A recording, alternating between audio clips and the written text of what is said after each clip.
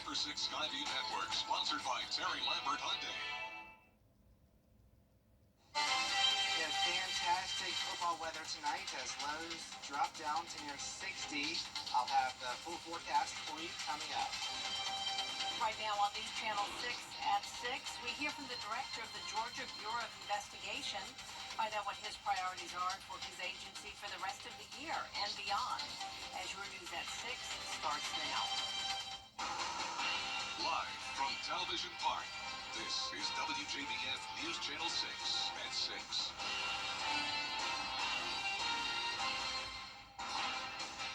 Good evening and happy Friday, everyone. I'm Jenny Montgomery. Thank you for joining us.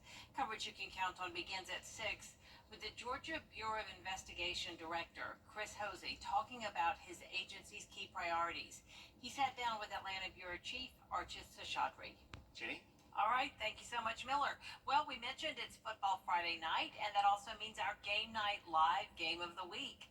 Tonight's game features an interstate matchup, North Augusta at Thompson.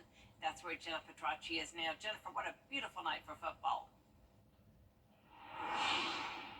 Yeah, that's exactly right, Jenny. I mean, you really just can't beat this weather for football in the month of August. I mean, typically it's very hot and humid. Of course, with the sun coming down, it does still feel pretty hot on this field. But as Miller mentioned, we do have that northeast breeze up to around 10 to 15 miles per hour, gusts up to 20, and that's also giving us a little bit of heat relief.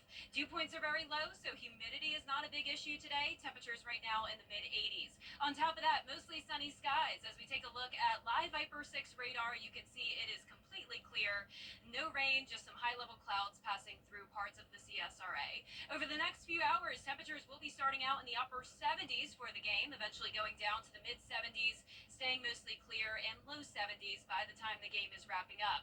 Now for our low temperature tonight, that's when it's going to be chilly once again. Similar to the past couple of nights, we'll see some low 60s, going with 60 degrees here in McDuffie County. Skies will stay clear, no rain through the weekend. Your 3-day forecast showing really nice conditions to be out and about in. Just keep in mind it will be heating up and becoming more humid on Sunday. High temperature back to that 90-degree mark. Coming up, meteorologist Miller Hyatt will have more information on your forecast, but for now, reporting at the Brickyard, this is Chief Meteorologist Jenna Petracci. Back to you. All right, Jenna, thank you. And we hope you'll join John Hart, Ashley Brown, and the rest of the Game Night Live crew. That game, as always, will be broadcast live starting at 7:30 on MeTV. That's channel 6.2. You can also stream it live on WJBF.com. Then we hope you'll join us for the most comprehensive coverage of high school football around this area. Kira Goldstein and Graham Lee take you to the games around the CSRA for the best highlights and reaction to the biggest games. Football Friday night starts right here on WJBF at 11:35, right after News Channel 6 at 11.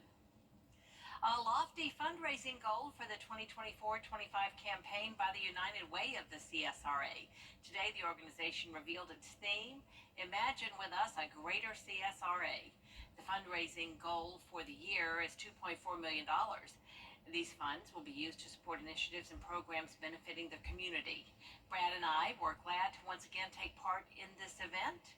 After the morning's kickoff breakfast, nearly 400 volunteers participated in Project Serve, completing volunteer projects across the CSRA.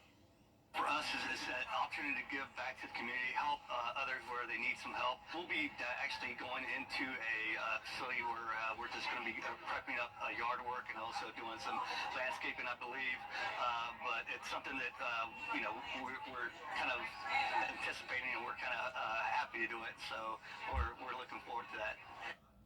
We have much more about the United Way of the CSRA and how you can help on WJBF.com. Still ahead on News Channel 66, Aiken County's animal shelter looking to adopt out every animal in the building. We'll have a preview of tomorrow's Clear the Shelter event right after the break. Enjoy the nice fall-like weather we have now because the return of summer heat and humidity is on the horizon.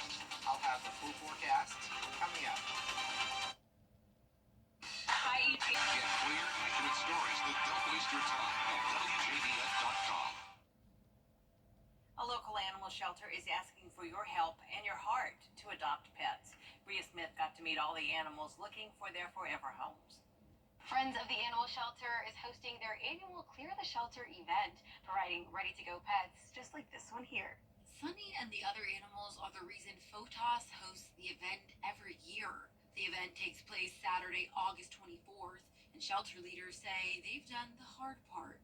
Between 11 a.m. and 3 in the afternoon, you'll have the chance to meet a furry friend you love. We absolutely have to find homes if we want to save these lives. We're at that time of the summer. People are busy, back to school, families are busy, and they're forgetting about the need here. This is our busiest time of year. Our intake, we're getting 22 animals a day. A reminder that pet fees are waived. All you have to do is show up and pick your next family member. In Aiken, Bria Smith, WJBF, News Channel 6. Knowing highs back now, knowing we are going to start seeing a warm-up this weekend. Yeah, we're about to have summer heat. Jenny. JonesVW.com.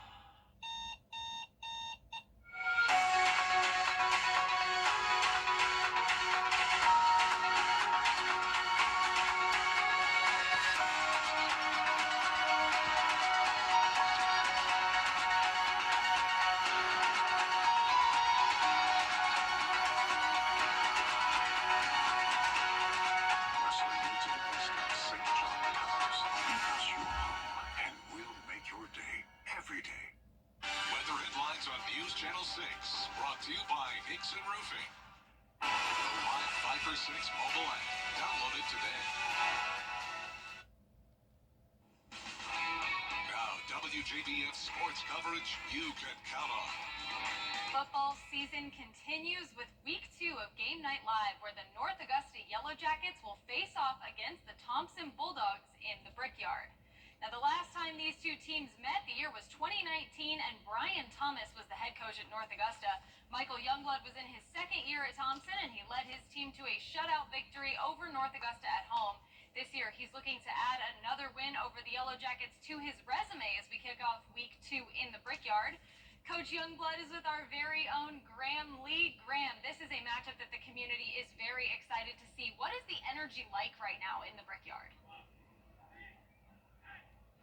Well, Kira, no question about an exciting moment here for Thompson, and they're back at the Brickyard for their home opener, and I know one man that's really excited about this game is standing by me in his 7th season as head coach for the Thompson Bulldogs, Michael Youngblood. Thanks again so much for joining us.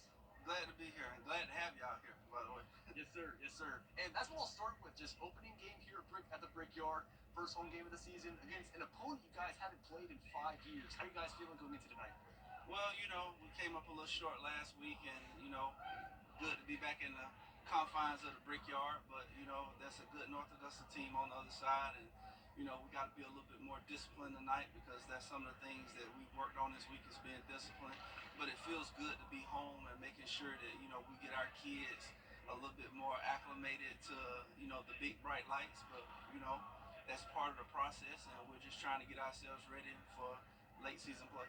Yes, sir. And going off of last week, I was on the sidelines. I saw a very tough matchup between you guys and the Evans Knights. A very hard-fought game. You did fall just short. What were some of your takeaways from the game and some of the things you touched on in practice this week? Well, I thought offensively we did a good job. We just had a couple of mental lapses at times where, we might have missed a read or missed a throw or missed a block. So, we tried to go back and clean all of that up. And then on the defensive side of the ball, we've made a total overhaul. I mean, we just had to do some things different because of our personnel, and we thought going in that, we had some things fixed, but when you play really good football teams and good programs, they kind of expose some of the stuff that you're weak at. So we had to go in and reshape some things there, and then special teams, I thought we did a good job last week, so we just got to continuously build on it. Expectations going into tonight? Well, I expect our kids to come out and fight a whole lot better than what we did last week, and we just got to clean up some of the things that we're doing wrong, and it's going to all boil down to discipline. North Augusta is going to make some plays, and we're going to make some plays, but can we limit their big plays, and will we be disciplined enough to do what we're coached to do, play in and play out? Michael Youngblood and the Thompson Bulldogs looking for their first win of the season tonight. Kickoff at 7:30 here at the Brickyard, watching on UTV. Kier Goldstein, back to you. Thanks, Graham. Thank you, Coach. We appreciate it. I can hear all of the excitement in the stadium. We're looking forward to this game. Well, finally, it's time to vote for our Football Friday Night Player of the Week. This week's nominees are Lakeside's Ty Jones, Burke County's Amir Williams, Cross Creek's Cam Nixon, and Harlem's Giovanni Arroyo. The poll is on WJBF.com, and it is live until tonight at 11 p.m. The winner will be announced during our FFN show at 11:30, so get out there and vote as we pick our Football Friday Night Player of the Week. All right, it will be a good game. All right, Kira, thank you. Still ahead, it's a mystery in Martinez, and only George Escala can solve it. Why people are finding glass in their yards out there somewhere. Next. Hey again, iMart Express is coming soon to your... Well, finally tonight, it's being called the mystery in Martinez. Neighbors say there's more than grass in their yards. Keep it glassy out there somewhere with George Escala. Neighbors speak highly of the West Lake Shore Drive area of Martinez. We've lived here over 30 years. It's a great, quiet neighborhood. You can get anywhere, in town in 15 minutes. But a social media post says in this neighborhood you can find glass even quicker. I actually have found some glass in my yard. It's not widespread. It's just in a focal area in the backyard there. We followed Chase to his backyard, and in no time, we found glass. I'm thinking somebody didn't clean up the yard too well.